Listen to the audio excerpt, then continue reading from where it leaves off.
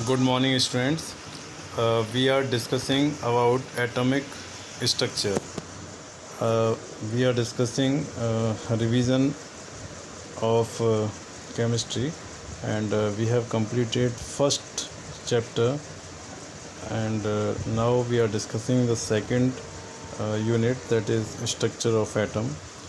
And as a part of revision, here we will discuss its main concepts, and we will try to make a mind map, so that whole chapter you can understand that how we have to prepare and what are the things on which you have to focus and you have to learn. So in previous lecture we have studied about Dalton theory, and Dalton was the first scientist or chemist who worked on the matter and find that the atoms are the smallest particles, and he also gave the atomic theory. But in this chapter we will discuss more and more about the atom and its subatomic particles, and by studying all we will try to understand different atomic models.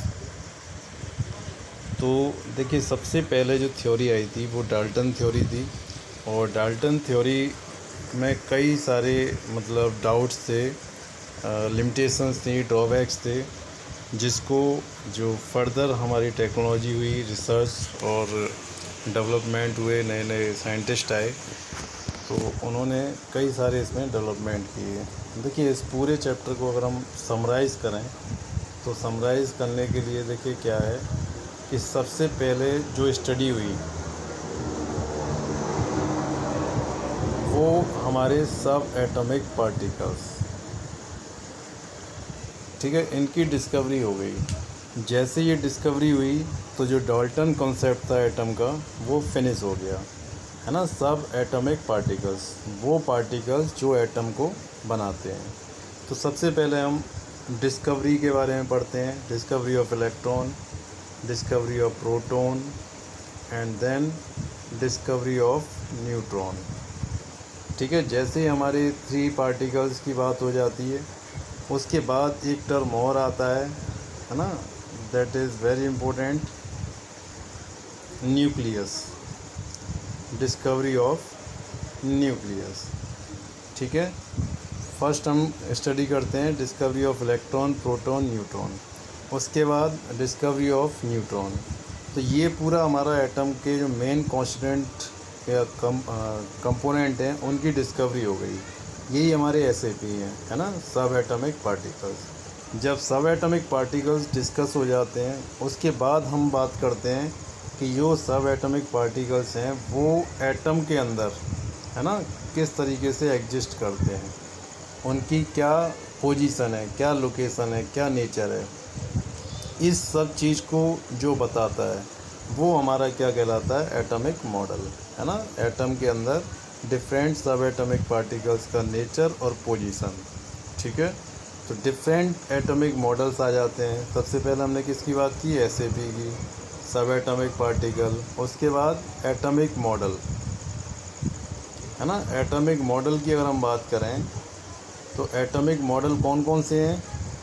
पहला हमारा Thompson model,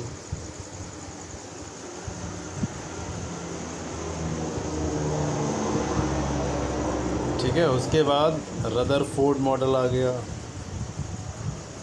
Rutherford के बाद Bohr model आ गया, ठीक है। और Bohr model के बाद जो सबसे एडवांस मॉडल है दैट इज़ श्रोडिंगर मॉडल।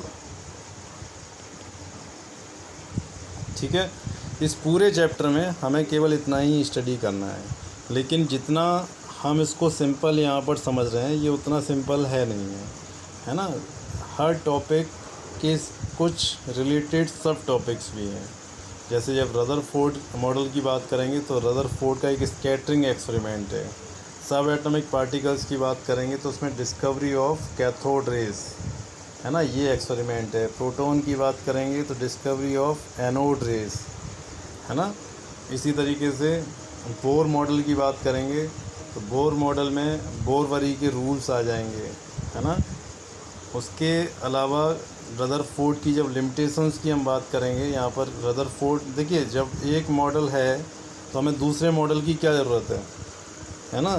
जब हमने बोला कि भाई एक एटॉमिक मॉडल है, उसमें ये बता दिया कि ये पार्टिकल्स होते हैं, उनका ये नेचर है, ये बिहेवियर है, तो फिर दूसरे मॉडल की क्या ज़रूरत है। तो देखिए, दूसरा जो मॉडल आता है वो पहले से एडवांस होता है, मोर एक्यूरेट होता है और ज़्यादा इन्फॉर्मेशन के साथ होता है, ठीक है, जो रिसर्च बेस्ड होता है। तो पहले में कुछ कमी होती है, उसको दूर करने के लिए सेकंड आता है ना। तो ऐसे ही रदरफोर्ड में कुछ अगर कमी है तो उसके लिए बोर मॉडल आ गया, है ना। जब बोर मॉडल आया तो उसके लिए कई सारे ऐसे कॉन्सेप्ट आ गए, जैसे प्लैंक्स क्वांटम थ्योरी आ गई, है ना, और इलेक्ट्रोमैग्नेटिक थ्योरी आ गई, ये भी हम इसमें स्टडी करेंगे। लेकिन उसके बाद जब बोर मॉडल को हम स्टडी करते हैं, उसमें भी कुछ कमियां आ जाती हैं, तो उसके लिए फिर क्वांटम मैकेनिकल मॉडल आता है, जो कि श्रोडिंगर। ये ड्वेल नेचर के ऊपर है, हाइजेनबर्ग प्रिंसिपल इसमें अप्लाई होता है ना, तब जा कर के हमारा श्रोडिंगर इक्वेशन आ जाता है। तो देखिए, ये पूरा हमारा सेकंड चैप्टर का ओवरव्यू है। इस तरीके से हम इसको स्टडी करेंगे।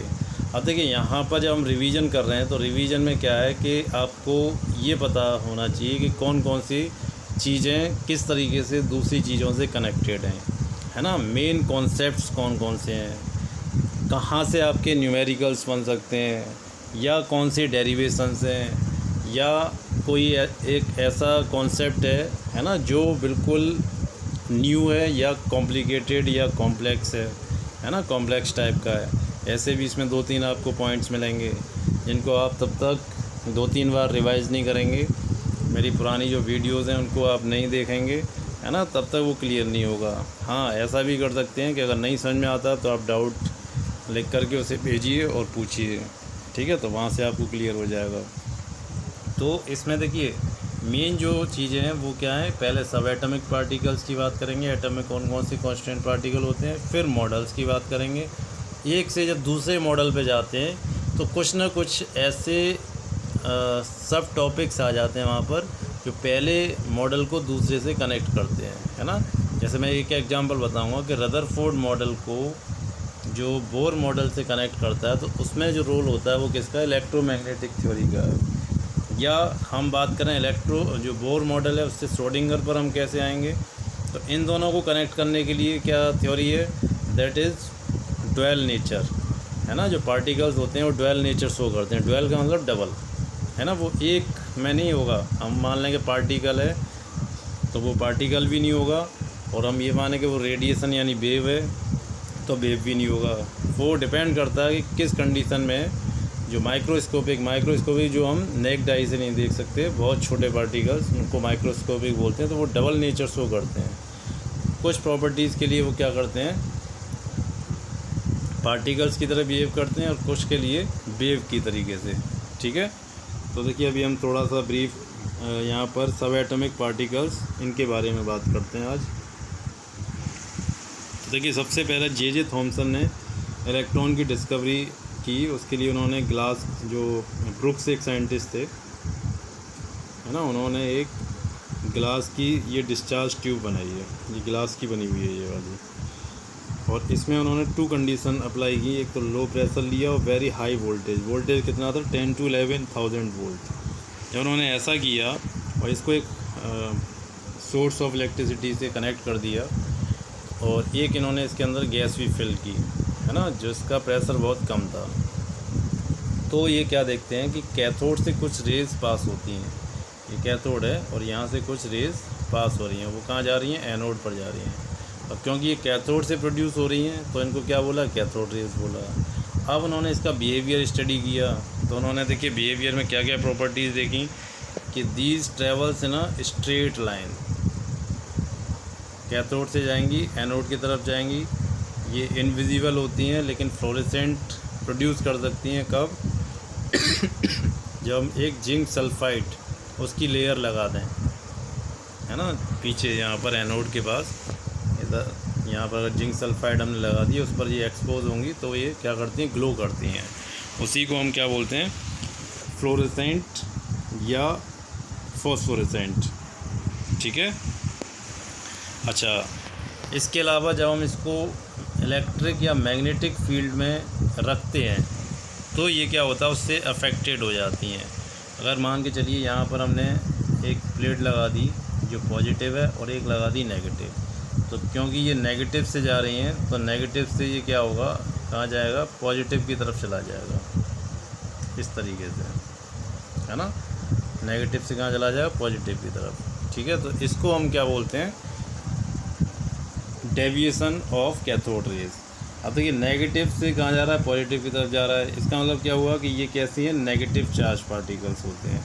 पार्टिकल नेचर उन्होंने कैसे पता लगाया, यहाँ पर एक फ़ैन लगा दिया, है ना। जब वो फ़ैन लगाएंगे तो फ़ैन क्या होगा, रोटेट होगा।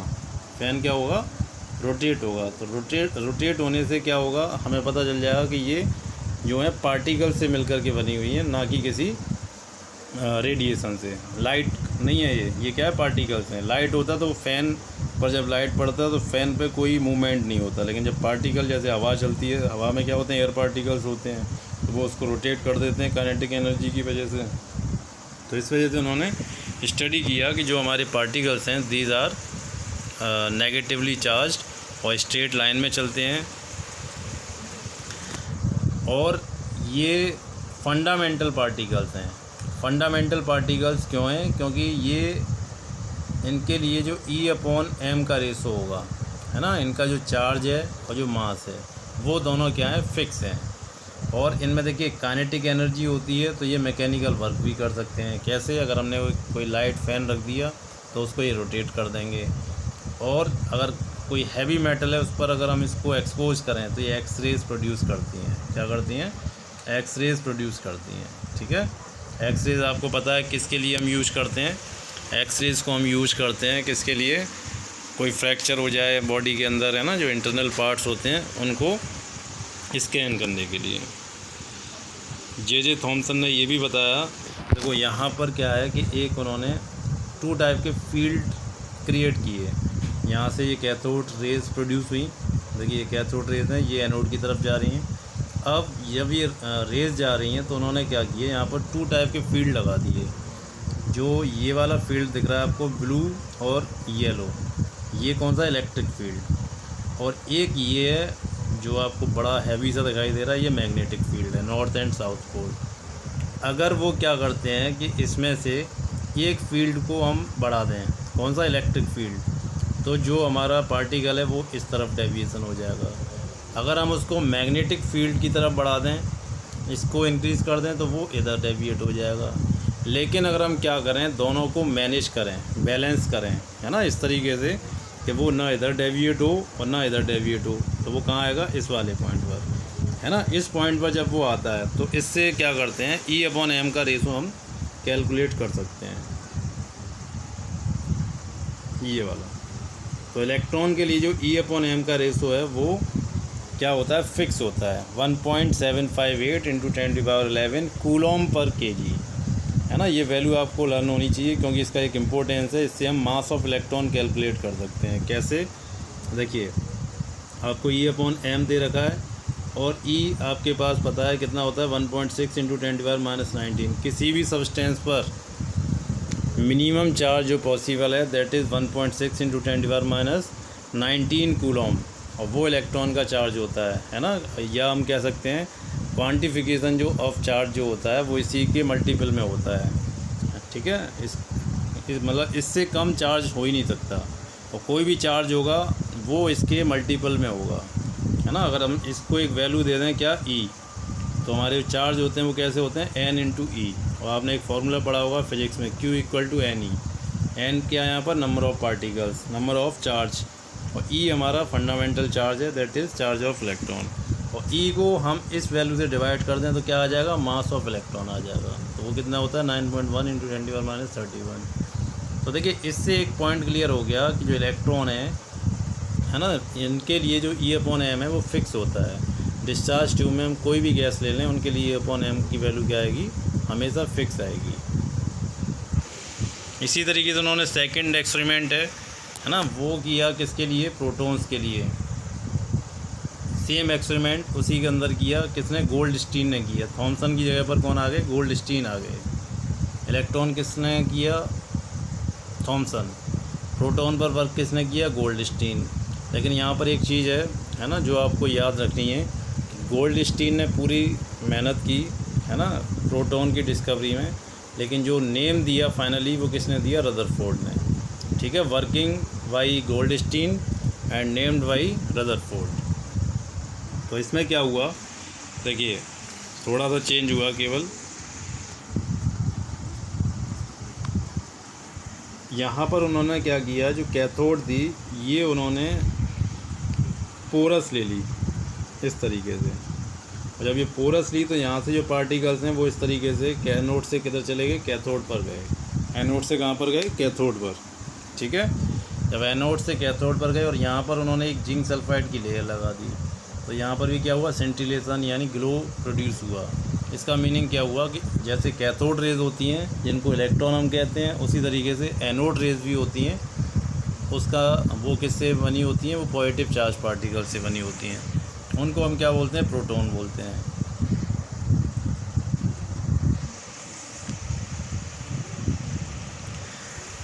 ठीक है, इनको हम कैनाल रेज भी बोलते हैं, क्योंकि वो पोर्स के अंदर से जाती हैं। तो पोर के अंदर से जब वो पास होती हैं तो उसके जो सराउंडिंग होती है वो कैनाल फॉर्म हो जाती है ना। जैसे आप वैष्णो देवी कभी जाएं तो वहाँ पर एक टनल बनी हुई है ना, उससे जब आप पास होते हैं तो वो एक कैनाल जैसी फॉर्मेशन होती है। वही यहाँ पर भी एक विजुअल इफेक्ट है ना, जिसको हम क्या बोलते हैं, कैनाल रेज।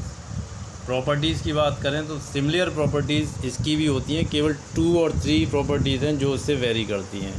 देखिए जैसे वहाँ पर हमने बोला कि पार्टिकल नेचर होता है इलेक्ट्रॉन का, तो प्रोटॉन भी पार्टिकल नेचर होते हैं। सेकंड, मैग्नेटिक फील्ड में इलेक्ट्रॉन अफेक्ट होते हैं, ये भी अफेक्ट होते हैं।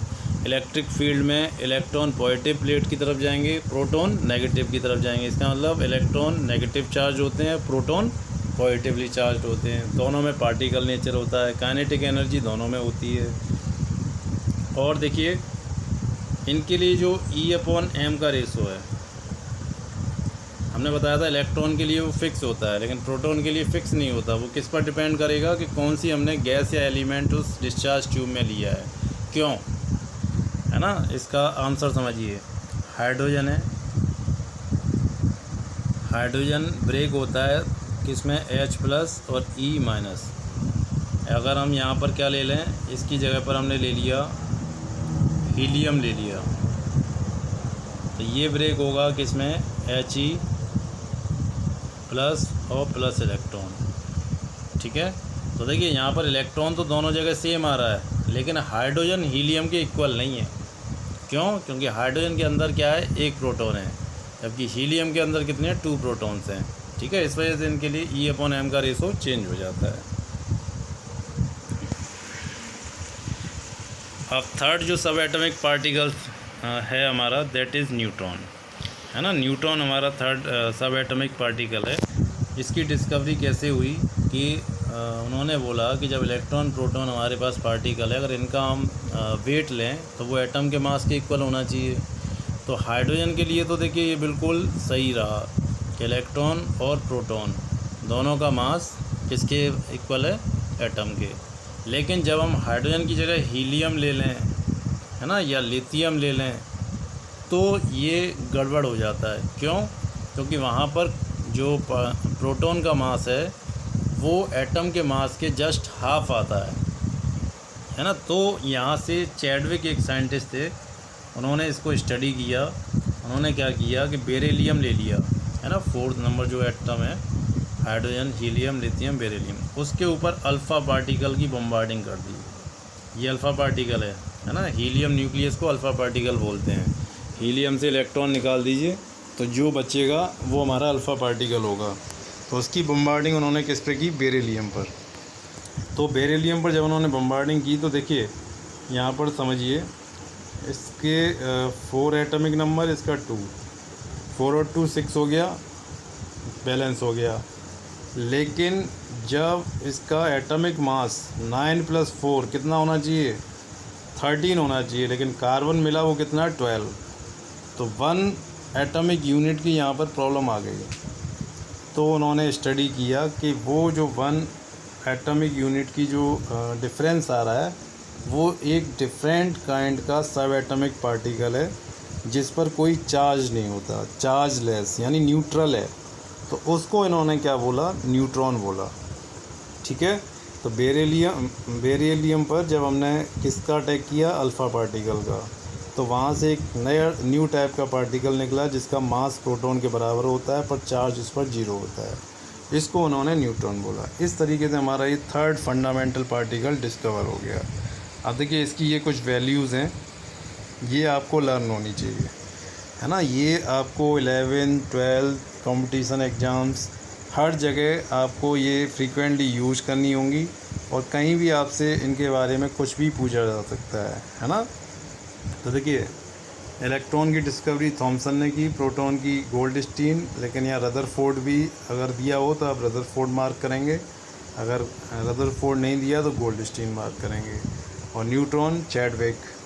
चार्ज की बात करें तो देखिए फंडामेंटल चार्ज, एब्सोल्यूट का मतलब है मिनिमम चार्ज, इससे कम चार्ज हो ही नहीं सकता। दोनों पर सेम चार्ज है, डिफरेंस क्या है, इलेक्ट्रॉन नेगेटिव है और प्रोटॉन पॉजिटिव है। Neutron chargeless, no charge. तो देखिए इसको हम 1 यूनिट चार्ज बोलते हैं नेगेटिव, इसको पॉजिटिव। मास,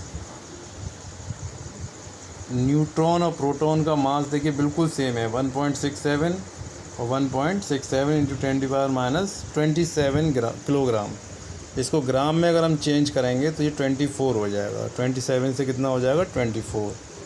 और इलेक्ट्रॉन का मास प्रोटॉन के मास से 1840 तकरीबन 2000 टाइम लेस होता है। तो इलेक्ट्रॉन को हम नेग्लिजिबल मान सकते हैं कंपैरिजन टू प्रोटॉन। ये बिल्कुल वैसे ही है कि एक ट्रेन है ना, और उसके सामने आप हो तो आपका मास ट्रेन के कंपैरिजन में नेग्लिजिबल माना जा सकता है। ठीक है,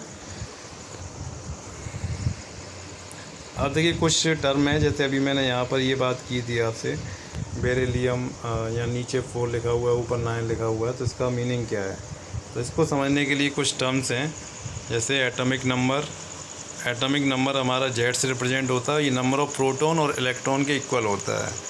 लेकिन एक बात समझ लीजिए, प्रोटॉन के बराबर हमेशा होगा लेकिन इलेक्ट्रॉन के बराबर हमेशा नहीं होगा। क्यों? क्योंकि देखिए जो हमारे एटम होते हैं, जैसे सोडियम है, सोडियम में 11 प्रोटॉन होते हैं और इसमें 11 ही इलेक्ट्रॉन होते हैं। लेकिन अगर हम सोडियम को चेंज कर दें किसमें, Na+ में, तो इसका मतलब क्या हुआ कि अब इसके पास प्रोटॉन तो अब भी कितने हैं, 11, लेकिन जो इलेक्ट्रॉन है वो अब इसके पास कितने हो गए, 10 हो गए। क्यों हो गए 10? क्योंकि इसने एक इलेक्ट्रॉन किसी को दे दिया है ना। तो यहाँ पर जो नंबर ऑफ़ इलेक्ट्रॉन हम Z के इक्वल बोल रहे हैं वो कब बोल रहे हैं, जब ये कैसा हो, न्यूट्रल हो, आयनिक फॉर्म में ना हो। अगर ये आयनिक फॉर्म में हुआ तो फिर नहीं, तो केवल प्रोटॉन के इक्वल होगा। ठीक है, तो ये आपको याद रखना है। और इसमें जब हम सिंबल लिखते हैं तो नीचे इसको मेंशन किया जाता है। ये बेरिलियम में यहाँ पर ये 4 और ये 2, ये हमारे क्या हैं, ये 6, ये एटॉमिक नंबर है। और जो ऊपर है आपके ये 9, 4, 12, ये हमारे एटॉमिक मास हैं, जिसको हम मास नंबर भी कहते हैं। इसको हम A से रिप्रेजेंट करते हैं और ये प्रोटॉन और न्यूट्रॉन दोनों के इक्वल होता है ना, प्रोटॉन एंड न्यूट्रॉन दोनों के इक्वल होता है। इसको हम एक टर्म और यूज करते हैं इसके लिए, क्योंकि देखिए प्रोटॉन और न्यूट्रॉन कहाँ होते हैं, न्यूक्लियस के अंदर होते हैं। इस वजह से हम इसको क्या बोलते हैं, न्यूक्लियन बोलते हैं, न्यूक्लियन। जैसे इंडिया में जो रहता है उसको इंडियन बोलते हैं, ऐसे न्यूक्लियस के अंदर जो रहेगा उसको क्या बोलेंगे, न्यूक्लियन। ठीक है, और कोई भी हमारा जैसे सिंबल है X, तो इसमें ये ऊपर हमारा एटॉमिक नंबर या मास होता है, मास नंबर, और सॉरी ऊपर मास नंबर, नीचे एटॉमिक नंबर। ठीक है, कुछ और टर्म्स हैं हमारे ऐसे ही, आइसोटोप, आइसोबार, आइसोटोन। अगर 2 एलिमेंट्स ऐसे हैं जिसके एटॉमिक नंबर तो सेम है लेकिन एटॉमिक मास उनका क्या है, अलग है, तो हम उसको क्या बोलेंगे, आइसोटोप। इसका उल्टा हो जाए, एटॉमिक मास यानी मास नंबर सेम हो लेकिन एटॉमिक नंबर डिफरेंट हो, तो क्या होगा, आइसोबार हो जाएगा। और ऐसे एटम हो जिसमें न्यूट्रॉन्स के नंबर सेम हो उनको हम आइसोटोन बोलेंगे। जैसे एक एग्जांपल देखिए आइसोटोप का, हाइड्रोजन के 3 आइसोटोप होते हैं, प्रोटियम, ड्यूटेरियम, ट्राइटियम। तीनों में जो प्रोटॉन है 1 होगा, है ना, और जो इलेक्ट्रॉन है वो भी 1 होंगे। लेकिन न्यूट्रॉन, हाइड्रोजन ऐसा ओनली 1 एलिमेंट है पूरी पीरियडिक टेबल में। टोटल एलिमेंट कितने हैं? 118 एलिमेंट। कितने हैं? 118 एलिमेंट। तो उनमें केवल हाइड्रोजन एक ऐसा एलिमेंट है जिसके पास न्यूट्रॉन नहीं होता। लेकिन इसके 2 अदर मतलब आइसोटोप्स हैं, ड्यूटेरियम एंड ट्राइटियम, उनमें 1 और 2 रेस्पेक्टिवली न्यूट्रॉन होते हैं। ठीक है, तो ये इनमें डिफरेंस है। इनका देखिए सबका एटॉमिक नंबर सेम है लेकिन एटॉमिक मास अलग हो जाएगा। क्यों? देखिए एटॉमिक मास क्या होता है? Proton plus neutron. तो इसका कितना हो गया? 1 हो गया। इसका कितना हो गया? 2 हो गया। और इसका कितना हो गया? 3 हो गया। ठीक है, एटॉमिक मास सबके अलग हैं लेकिन एटॉमिक नंबर सबके सेम है। आइसोबार देखिए कार्बन के 3 सॉरी ये है हमारे कार्बन और नाइट्रोजन, है ना, ये आइसोबार हैं। दोनों का जो एटॉमिक मास है सेम है 14, लेकिन एटॉमिक नंबर कितना है? 6 और 7। ऐसे आर्गन, कैल्शियम, ये फ्रीक्वेंटली पूछा जाता है। दोनों का एटॉमिक मास 40 है।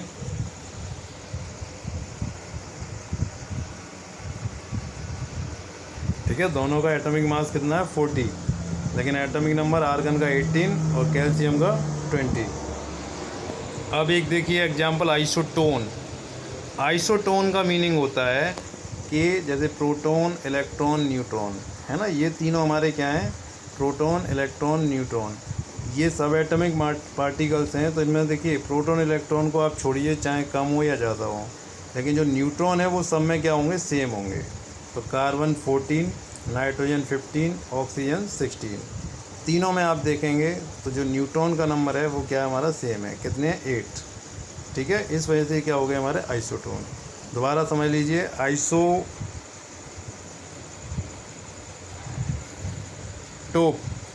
आइसोटोप हमारे होते हैं जिसमें एटॉमिक नंबर सेम हो। आइसोबार जिसमें एटॉमिक मास सेम हो। ठीक है, इसमें ऊपर वाला पार्ट है वो सेम है, इसमें जो हमारा नीचे मेंशन है एटॉमिक नंबर वो सेम है। आइसोटोन में एटॉमिक नंबर या एटॉमिक मास से मतलब नहीं है, इसमें नंबर ऑफ़ न्यूट्रॉन्स हमारे क्या होंगे? सेम होंगे। ठीक है, तो आज हमने बात की आपसे सब एटॉमिक पार्टिकल्स की। इनको आप पढ़िए, डिस्कस करिए, है ना, प्रैक्टिस करना है इसके NCERT क्वेश्चंस। और अगर कोई डाउट हो तो आप पूछना। नेक्स्ट हम एटॉमिक मॉडल्स के बारे में बात करेंगे कल जो क्लास होगी। Thank you.